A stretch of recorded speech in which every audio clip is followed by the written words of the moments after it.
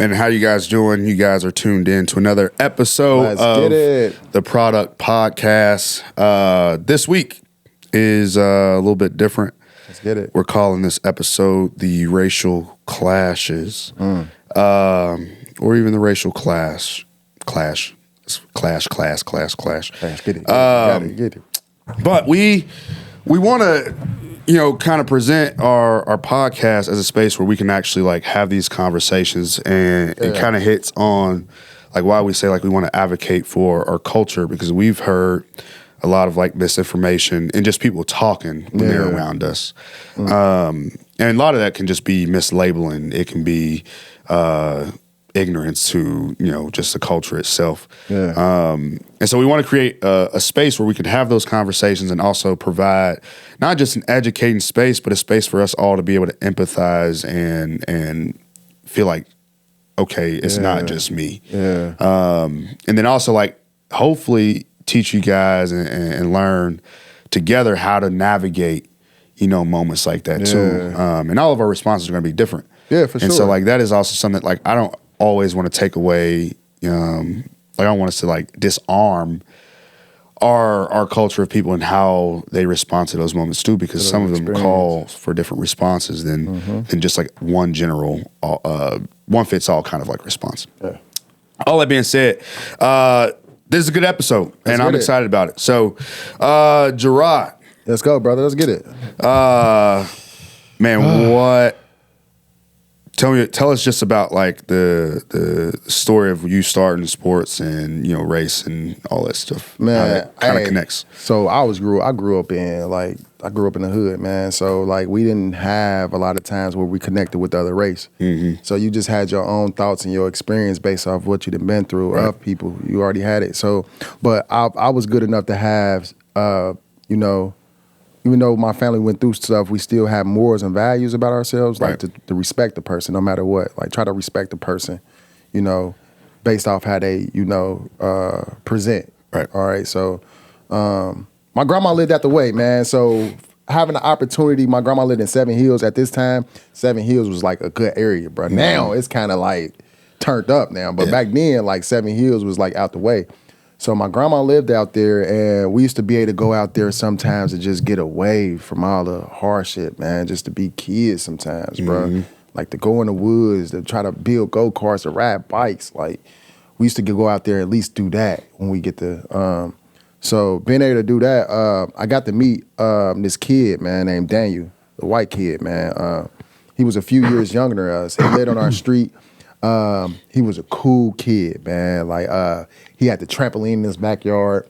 He had the scooters and stuff like that. He used to be like inviting, man, like, man, y'all guys come hang with us. Like, and my grandma lived in this cul-de-sac in a circle.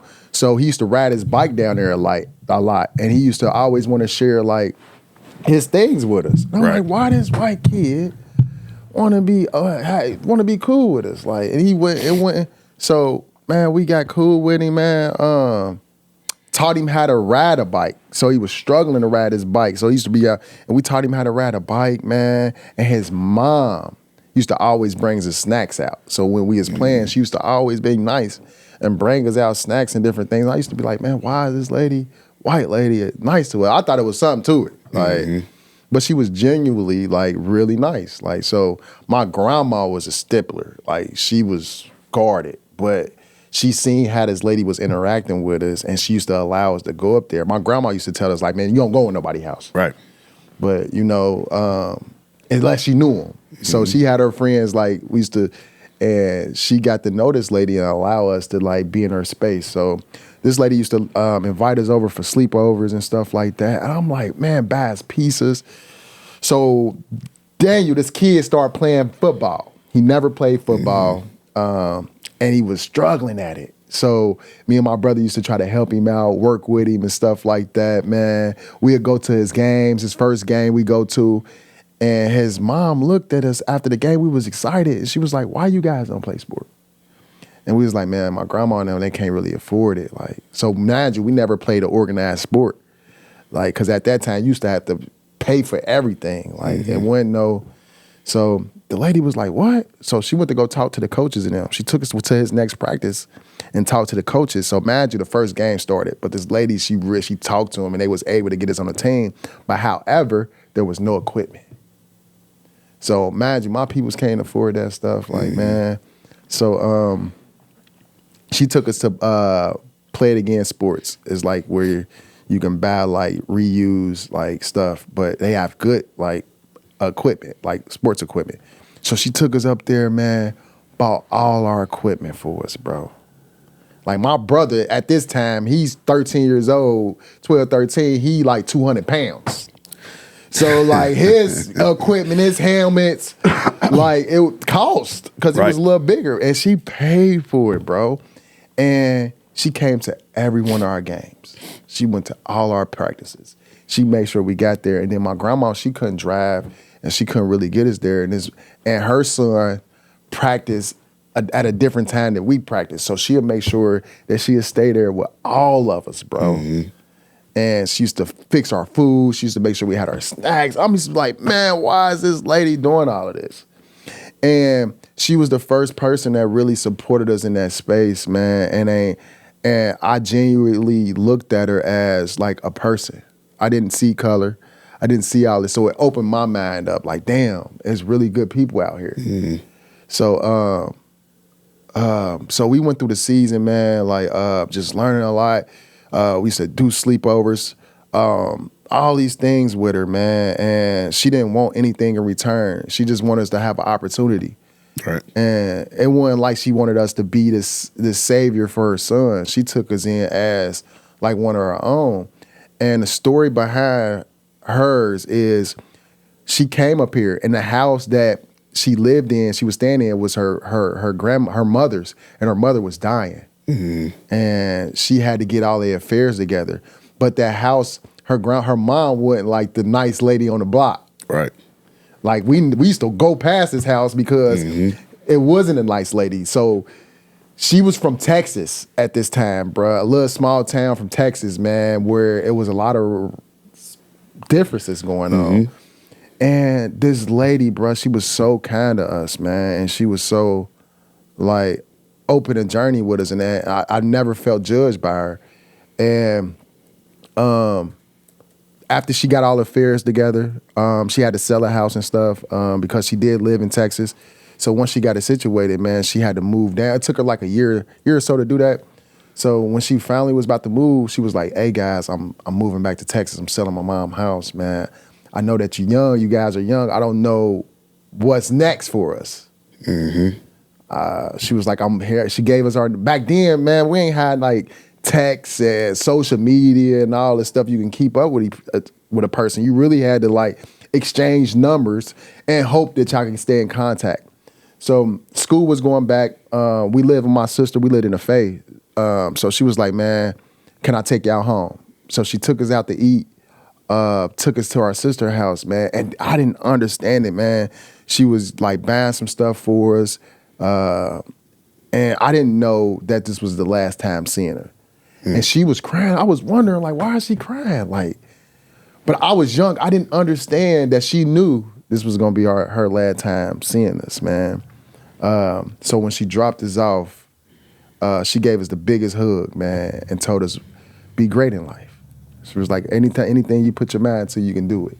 Mm-hmm. And she was a person that I seen in another race, man, to really care and be tedious around how she show up, like really be like a real person, and it ain't had nothing to do with color. And that helped me bridge and understand that it's some hope out there.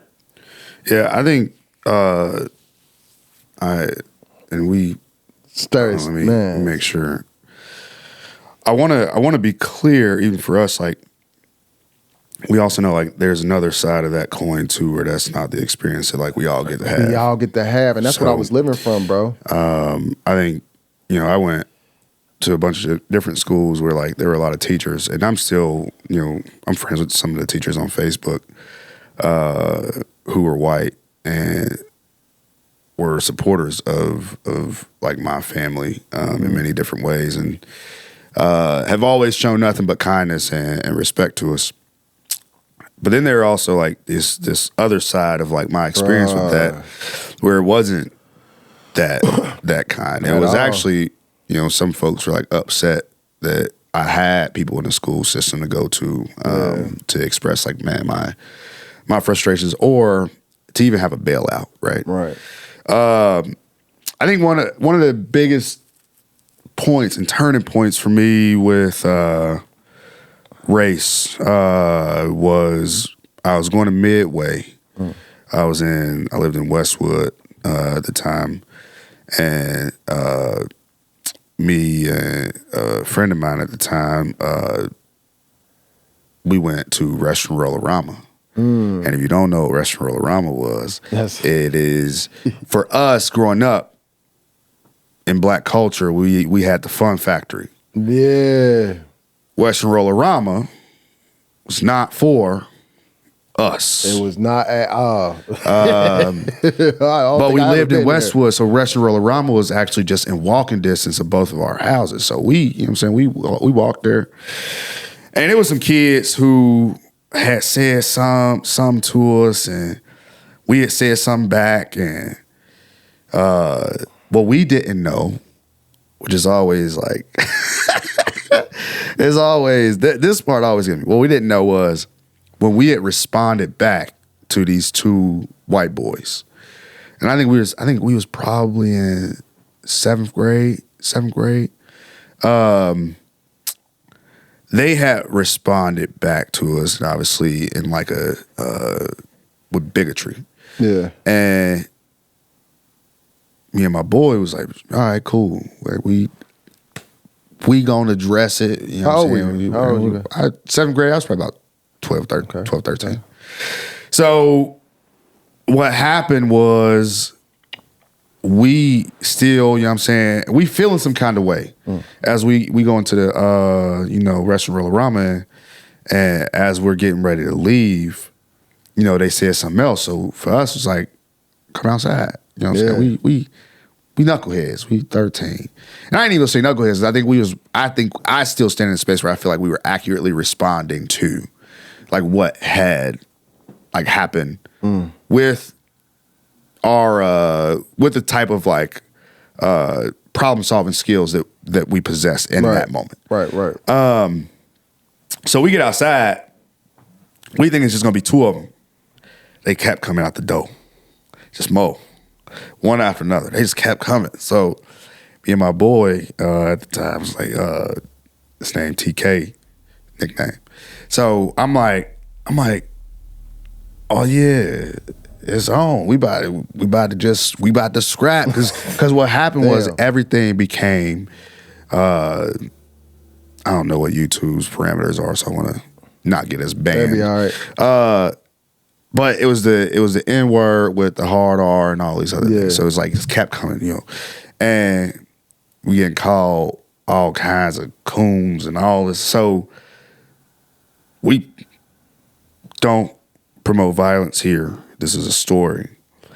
So we punched one of them. Right. People gonna feel however they want to feel. You shouldn't have hit him. You shouldn't. At that time, it's fine. You ain't know what was going on. All right, so we get all these people surrounding us. All right, everybody outside. We fight one. Everybody start jumping in. It's me and him. It's about 10, 12 of them kids, bro. It's kind of nuts. Damn. We holding our own. One of us end up getting on the ground. They hitting us, and then their dad comes in, and he start kicking us. And you N-words this, N-words that. You get them boys, and it's like for me and TK at that time, we like, bro, what? Like that's wild to me. Yeah, bro. Now, I'm not even gonna stand in a space and say hindsight is 2020 because I still stand in a space where I'm like, you initiated how you felt and we responded. Yeah. At the same time, you got our backs against the wall, and so we fought our way out of like fight or flight. Yeah. We ain't grow up feeling like, oh yeah, we gonna know what I'm saying, put our tail between our legs and walk. No, we gonna figure this out. And for me, bruh, I even, like, we left from that and we went to school the next day, bruh, and me and TK, we couldn't. How did that just, what you saying there? How did that, like, even have to go back into the school setting? Was you able to have a conversation with people like, man, this was my experience? Did you feel like you could share that with your teachers? Did you feel like this? What was your reality with that? Like, I don't even know. Like, did you I think we went home. I can't speak. I don't remember what he ended up doing, but I remember going home and kind of telling my mom, but like, I'm like, I don't remember what the actual response was from that. I know that there was no legal response. Yeah. I know that we talked about not going back up there again. At least that was like my mom's like, I don't want you going up there no more. Yeah. But going up there again, and not because like we was out there looking for trouble. It was just the only place for us to go, and like one of the places to go hang out at that was in walking distance. Yeah. So it's like, well, we gonna lose an opportunity to step into a space because y'all allowed some folks to come in here and say whatever. So what was crazy was when we went back up there the next time, the lady who was like at the front desk or whatever the admission thing is, was like, y'all up here to start trouble again. Like, you like assumed for him and I, like we was up there to start trouble again, bro. We was just up there to hang out the next time we went. We wasn't even looking for the trouble the first time. But we also wasn't going, you know what I'm saying, back down from it either. Cause it was just, so for me, that's tough, bro. I don't even know that I think we went to school and probably just told the people that we, were friends with. And this like, was in the West Side area, right? This is Westwood. And man, that's crazy because like, similar stories that happened to me, what you went through with your friend, bro, on the West Side, bro. I think I told you before, like I grew up on the West Side, bro. We lived in Price Hill, bro. Like me and my guys went to gamble and we missed the bus one day, bro. Missed the bus. So our parents back then was like, hey, if y'all purposely missed the bus, y'all better get to school. So we walked to school, bro. Mind you, this is in the city, Westwood, bro. Walking down the boulevard, bro. We walking down, two guys in a pickup truck, two white guys in a pickup truck I remember they had like they had a dog. I forgot what kind of dog it was. I think it was like a lab or something. Canine or something. It was a canine. They seen 4 black guys. It was me, my guy, Dante Cortez. Y'all probably hear this, man. Dante and Cortez, man. We all walking, me, my brother, and his sister, Nene. And we walking to school, bro, and this truck just stops. We like, what the fuck? They hit the bend, turn around, come back up. What are y'all niggas doing over there? They threw something at us, threw a bottle. So my guy Cortez, he had a rock. He threw that shit back like, boom. So they turn around, open the door, let the dog out. Mind you, this is on the West Side. Let the dog out. So we about to run, but we trying to stand our ground. A dog barking. The dude calling us out our name. Mind you, at this time, bro, we can't be no more than 9 and 10, 11 years old, if that.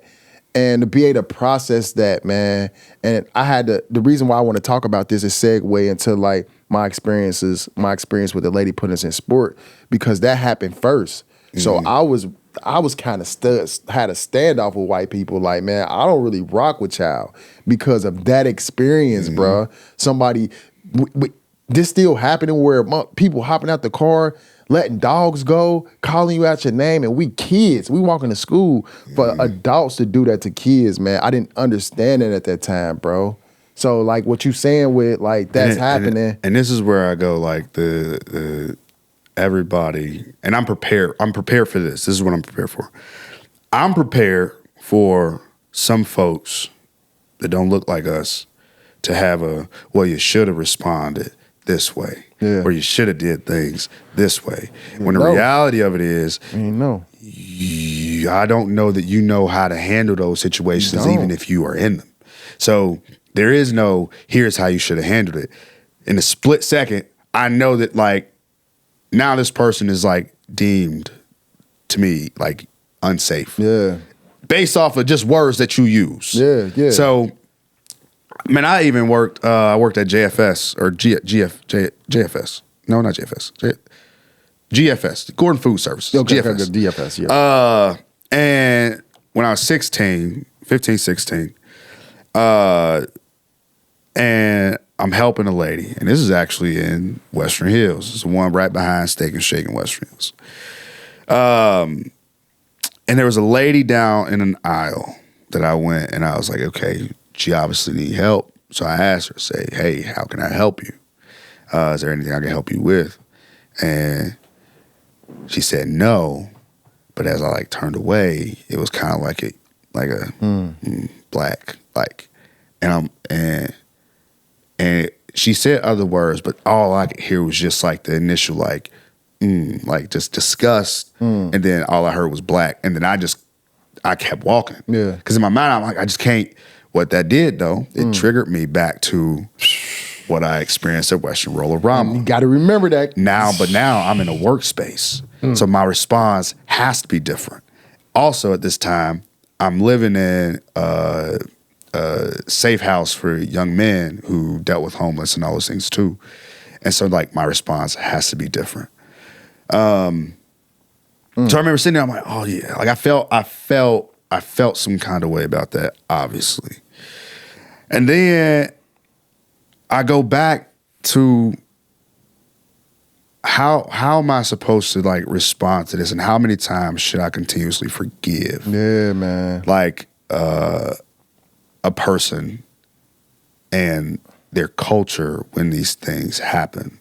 Now, what I had to also step into, and I think this is like a learning curve, that I'm not even going to force on everybody, but it was a learning curve for me. I did have to learn that, like, genuinely, these folks aren't even just a representation of an entire culture. So for me, and the way that I put this into terms, you and I can sit here and talk about all sorts of things. Yeah. We can talk about, hey, we came from a space of survival and having to do X, Y, and Z. But even in that, we still have a lot of differences in our stories. Yeah, man. Which is where it goes. If I just sat here and was quiet the entire time and I let Jarod share his story, Jarod doesn't speak for me. Because Jarod's life experiences are vastly totally different than mine. Facts. With sprinkles of similarities. Facts. And so like, I had to understand that this lady doesn't represent an entire culture of people. Yeah. Those fellas, those people did not represent an entire culture of people. A mindset, maybe. Yeah. An old mindset, maybe. But they didn't represent an entire culture of people. And so I had to really fight through that. But at the same time, I was also surrounded around a lot of white people who did not treat me that way and elevated me. Now, go ahead and make a disclaimer here. This is not at all about elevating and putting any other culture on a pedestal about how they were kind to us. That ain't what this is about. But it is to go, we've had two different experiences, and there's still things that we talk about where I'm like, some folks still see 2 or 3 more people hanging out on the corner as a gang. And that's the narrative. And that's a narrative. And that's a label. And what we can then say is their heart means well, but you're ignorant. And I think we've even stepped into spaces sometimes where it's like, man, I said this thing, and you gotta sit back on, oh, damn, why I say it that way? Like, I could have said it this way. And then I also have to sometimes come back and go, man, I hope you know that ain't even like, that ain't even who I am. On the other side, I hope some days where I don't even have to say that because you just know, right? But so we're taking some kids down to Selma, Alabama through this program that I work with, and it's to create an opportunity for our kids to be exposed to everything that is like about civil rights and things of that nature. But also we want kids to go down there and just work. Like, let's serve people while we're down there. Yeah. And this is like through a ministry mindset. So when I think about serving, I'm thinking about like, no, we're genuinely just going down there to try to be the hands and feet of like Jesus. But also I want our kids to be able to sit in a space where it's like, oh shoot, this is there's still landmarks of all these things. There's a plantation house. There are houses of like great leaders, great black leaders who like helped get us to the point that we're at right now. Yeah. And it's a heavy space. Really heavy. And I think our kiddos, and you could tell me what you think about this, in the comments. I'm in this mindset right now where I'm concerned that the history of the preservation of our history of civil rights, of Martin Luther King, the folks that are commonly known are actually becoming more uncommon to the generations after us. Yeah, and then the people down there still living through the same oppressions that was going on back then. But I'm going, what do we do to bring knowledge and acknowledgement or just the light back to those who worked really hard for us to get to where we're at right now? Yeah. And so when I think about that, I think about like the preservation of our history is at risk because of kids aren't being taught these things in school. And if they are being taught these things in school, you then learn that like, man, that wasn't even the right story for the right person. Right story. It's just, and then you also have a white person who may or may not want to teach it, having to teach it. So then how do they teach it? nice. And then are you shorthanding me because you're not excited about teaching Black history? Again, not putting that on everybody. Yeah, but it's just what it is. These are the thoughts. These are the thoughts, man. So that was a tangent. I'm gonna bring this back, and I'm gonna ask this question because I think this is also like something that like we can all relate to. Let's get it. When you step into a space, what are some places that you've gone to, and you go, I don't even feel like I'm supposed to be here, Cracker Barrel is one for me. Cracker Barrel, when I walk into a Cracker Barrel, and this is not an indictment on all Cracker Barrels, but if you just hear how it sounds nuts. Man. But when I step into a Cracker Barrel, bro, I always go, I ain't supposed to be here. Which, mind you, I've only really stepped into them like twice. So I don't go, oh yeah, I'm going to Cracker Barrel this week. Nah, they don't do that. But I am going, when I have stepped into a Cracker Barrel, I've gone, this feels wildly unsafe. Like, it feels wildly unsafe for me. But this is me the whole time. And most people don't understand why you have to posture up that way and going, what does my safety look like in this space? Cal, the Newport King. He say Newport King. He gonna hate that. He gonna be pissed. He will say, "What you always antisocial? You got anxiety and that?" Because I'm like, no, I just like to know what's around me. Yeah, because when you been through, I done been through. Yeah. So I need to know that when I step into a space, what are the potential threats? What are the potential risks? And do I have a plan to get out of this if something does go wrong? So in the Cracker Barrel, if somebody come up to me and they treat me a certain way, what's my initial response? And if my response doesn't, and this is trauma, and I'm even learning this as I'm talking about it right now. If I give you the response that you're looking for, that you hope that I give you in order to make this bigger, how many more of y'all are in here that I got to actually go up against now? Ooh. Because I heard someone say, that it's like, it's not a race thing. Everything's about race. And it's like, and so what? Yeah. Bro. And it's not that everything's a race thing just because we make it that way. Actuality is what we it's the thoughts that people that don't share with others. Get the D.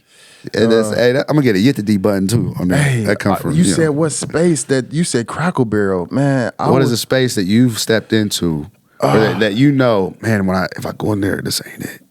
Like I gotta be on my toes. Hey, working doing the work I'm doing on a higher level. Like when I go advocate for these kids and on their meetings and stuff on some of these platforms. Hold on, I'm laughing in the mic. I'm trying not to laugh. Yeah, right. I'm sorry. Right. No.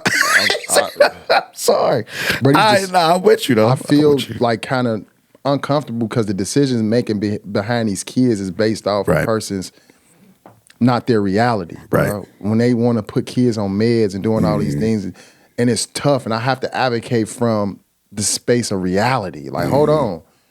You can't process this kid's life or this person's life and make these decisions based off you not living it. And you coming up with a decision for somebody based off your life and your opportunities and not taking in consideration of what this person. So once I really got on this platform of working with, and the work we work in, bruh, I know it might be crazy, bro. I'm sorry, bro. Look, I'm sorry. We sat in those meetings before with other very uncomfortable with folks who come up with. Let me. Comment. Well, I know we got to be cool. We got to. No, but this is for a different reason, y'all. This is for a different reason. So this ain't even, what I'm saying, about like the topic itself. There's some things intertwined here that we can't. But to your point, we've discussed this before. We've looked at what some of these like network or providers or whatever you want to call them. What their game plans have been for some of these kiddos. Some of us have also maybe even looked at some of these intakes and gone, interesting. And then we've also sat there and gone, we've sat with this kid for 40 hours a week, some days, depending on what the emergencies were, 30 hours a month, 40 hours a month, life with the kids in general, and gone, I don't see that. But case in point would be, this also might be controversial, but I don't think she'll watch. I don't think she'll watch this episode. I don't think she watches our podcast, so I'm gonna say it anyway. But if you do, well, it's tough. I was told one time that I might need some kind of ADHD medicine. Ain't never have no diagnoses. Ain't never sat in front of a person to diagnose me. Not even to tell me, hey, you might. Not never. As long as I lived, I've never sat in front of a person or a counselor and they've gone, hey, this actually might be something we might need to get you tested. Yeah. However, it was suggested that I be prescribed something without that ever happening. Without a diagnosis. Oh, yeah. So when we talk about some of these kids we work with, bruh, it ain't even from a space of like, I'm not negating your degrees in this work. Facts. I value that. Facts. But also I'm going, if you can hear everything that I'm telling you that I've experienced with this kid, does that still sound like maybe some of the diagnoses that you've diagnosed this kid with? Yes. And we've also sat in spaces where they've like taken diagnoses off of a kid's chart because it's like, hey, this kid was misdiagnosed. Yes. But by that time, you've already set up a I'm going to forget the word here. What you talking about? Intervention plan for this kid. Psych eval, all of that. You done set all these things up, and you've even medicated this kid with this misdiagnosis. Now, how does this play in the culture and race? Very heavily, actually, because a lot of our kids are in these settings. Your kids are in behavior schools. Your kid. So why it's so severe with me? Because like, that's scary when like you're trying to grow in life, and somebody diagnoses you with things that's not true about yourself. You start to believe that. So when you got a team of people telling you you're responding because of this and it's not true, you actually start believing that instead of So look, I looked this up, and this isn't for I looked this up. It's on the computer. I just looked it up. You just looked it up. And sometimes I just take some of these things with a grain of salt, and I just encourage everybody to like do their research. Do your research. But essentially, without going super in depth with it, misdiagnoses is common for black people. It has been for decades.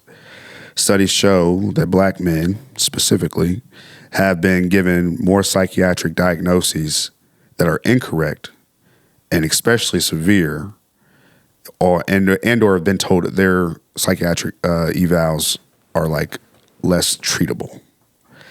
Now, there's still more studies that I can. Did that pop up at the top, or was it at like you? This is at the top. Here's what I'm saying. There is a part 2 to this episode. Oh, yeah. I think this is like laying the foundation for. There are things that we want to be able to make sure that we communicate properly too. Yeah. But this is the difference. I don't have to read all about these things in order to feel like something is off. Yeah, man. Come on, yeah. That part. This is where I also go, when we say that everything is a race issue, I don't need facts. Sometimes I can just get this sense that something's not right. And even if I make it out of Cracker Barrel unscathed, just not offended, unoffended, whatever phrase it is. If I can make it out of there, great experience. Food was mediocre as always. It goes. Then, cool, great. It doesn't mean that what I felt in that moment was invalid. For real. Because that feeling came in there from somewhere, whether it be Restaurant Roll-A-Rama, which I can't put 100% of that on Restaurant Roll-A-Rama because I know our history. But also, I've watched some of these older folks who stand very firmly in their beliefs on race, who say, oh, I've grown, I've learned a lot and all these things. Sir, you've lived in this, with a bigotry heart for the last 50 years. You can't just turn it off like that. But that's what I'm saying. So 50 years, you've struggled with like bigotry. And then year 50, like 52, you've learned, no, I'm better. Like I've learned to be more. I'm not saying that can't happen, but I'm also saying there still might be some underlying things there that you will speak from that will be offensive to other people. And I can't just be like, no, man, it's fine. No, it's not fine. Yes. And so I don't even know that I'm even talking to our people right now because I know that I'm not. I think the way that I'm speaking and the way that I'm processing these words are for people who are ready to jump to a space of denial to anything that we say right now. Not attacking. When the reality of it right now is a lot of us don't need to know word for word the statistics and the history in order to know that what we feel right now feels off. It feels off and it's valid. And I'm not saying even when we feel off that like maybe our response to feeling off is always the right response, because I'm not validating a false response either. But I am going,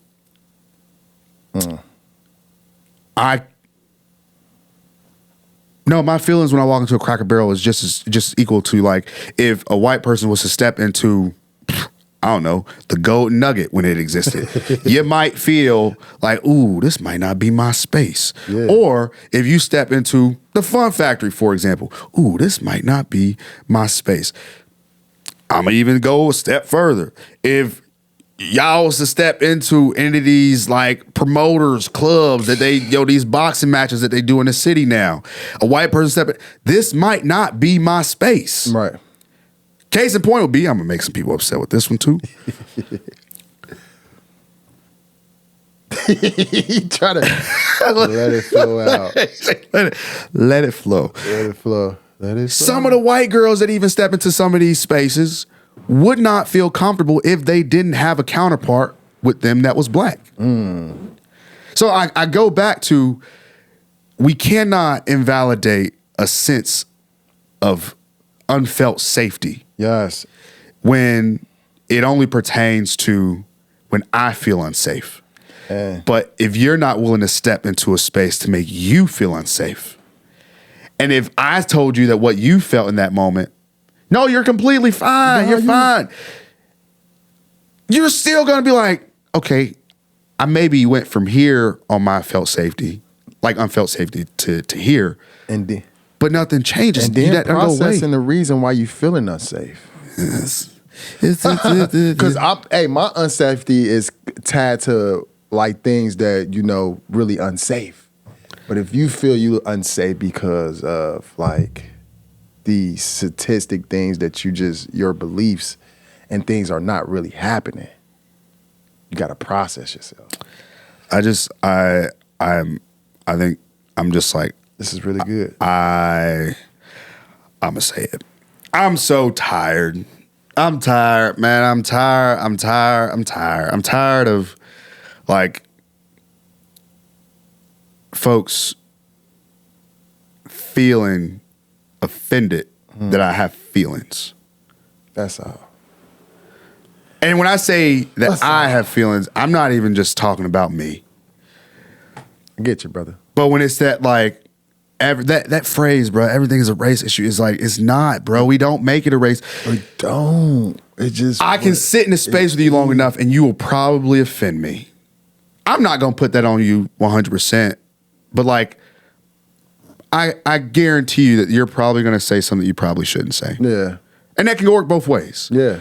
But we let me think about this before I say this, because I just want to. You just want to. Yeah. I'm think process it's just what validate I'm your experience, and you don't want it to be put off like it's not nothing that's really going on. Like we are feeling a way about things that we're experiencing because there's things there systemically that has happened.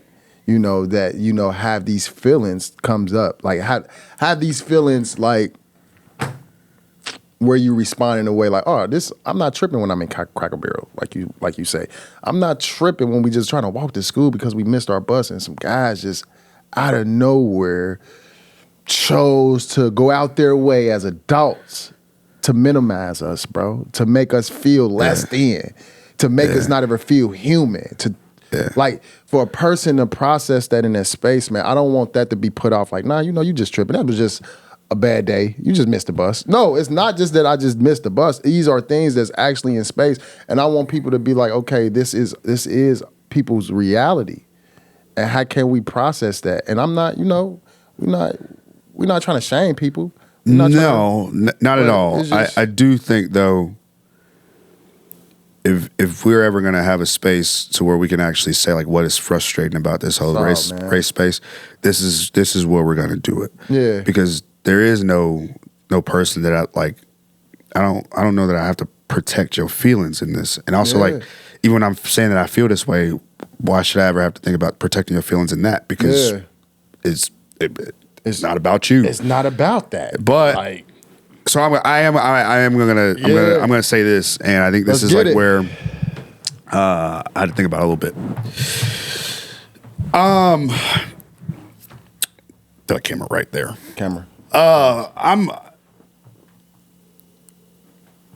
When things happen to black people, black children, black women, black men, and when I feel that, when I see it, when I witness it, it's not about, you ain't got to lynch me to know that you just killed someone the other day, and it's equivalent to the lynching that happened. So nothing that I think about when it comes to like, oh, times have changed. No, they've just been more modernized. The crime has been more modernized.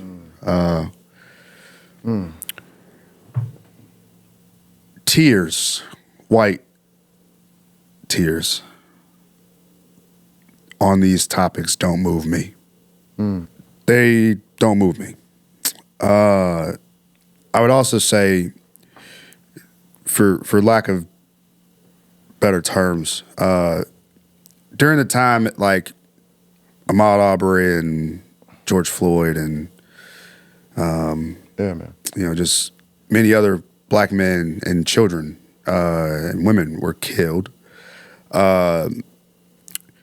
it was almost like it was good to be a black person in the workforce, and more specific workforces, but because everybody was on, like, reaching out to me, going, "Hey, same. Man, what what are your thoughts on this? And what can we? Same, bro. That's not even a great response. Yeah, man. So even to know that like my blackness was only good for tragedy in our country, man. For you to actually elevate yourself and your knowledge and to make yourself look more inclusive, man, is piss poor. Yeah. Just to get it right. It's just that awareness, bro. It infuriates me though. Yeah. So I think I'm a close this up because I can see this the product, just, man. We bagging it. We just trying to put it in the bag, bro. That's the product. Boy, this ain't gonna fit in the bag. He says gotta get a tote. So this is where I'm gonna land our plane. There is a such thing as having to posture up in a predominantly white space. Mm-hmm. There is a such thing as white tears to actually alleviate or to give us an excuse to not have to address like what is actually hard. There is a such thing where we don't always feel like it's the best thing for us as black people to express what we feel, man. Even if we ultimately always say the space is there for us to utilize it. I also know, and this is also the other hard reality, feel it or not, feel like you provide equal opportunity or not, we inherently know that we oftentimes have to work harder than other people that look different than us in order to get the roles and the positions that we want. That's facts. I'm not even talking about preparation or if you're qualified, just to get the job. Bruh. I got to come off as pristine in some of these spaces. You got to have your own personal script already established or be the inheritance. Yeah. In order to do these things. So I've always stood in this space. I have a great family. I have a really great second, third, fourth opportunity at family. And one of the spaces that I've always wanted to stand in is that like when I get jobs, I want to get jobs because of me. Not because of who my family is. And not because of the networks or the connections that people have to my family or the work that they do. And so I say all these things to say I've sat in front of a person and I've said these things to them and they've negated everything that I said just now to my face. And I've not spoken to that person in almost 3 years. Mind you, this is a person I leaned on, got a lot of, I had a lot of respect for, mentored me.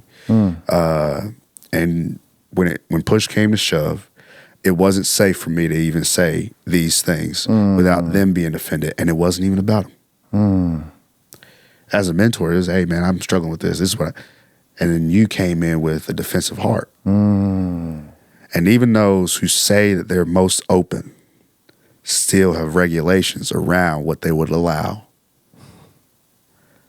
to be said in their space or about this space. This is the product. This is the product. Part 2 will be coming to this. Man, coming soon, man. We're going to continue to put this in a bag, man. I appreciate you, my brother. This is dope. Hey, look, real quick. We want to say, comment, man. I need them comments so we can share the content. And share, man. We lost our last page. Our last page. So we need y'all to be on a double up on the share side, man. So hey, get it out there, man. Hey, Jarod, we had this conversation. We talked about this in the last episode. Jarod produces a lot more patience. Yeah. I do not. So we've talked about this, man. Hey, I stand firm in this belief, and I think we both kind of mentioned that, we on the same page. Man, I know a lot of people are like, man, we're gonna get on the podcast. We gonna. When I see your resume and like your support for the actual podcast, bro, and support the page, man. Support the page, bro. If we can't decide to give you a platform if you're not willing to support the platform that we're trying to give you. Just support your peoples, bro. Support your peoples, and that's another thing we got. I think it's another segue. We gonna be able to have a topic around like how we support each other. That is another episode. I think that's another episode, man. So hey, y'all tuned into another episode of The Product, man. We will see y'all soon. Peace.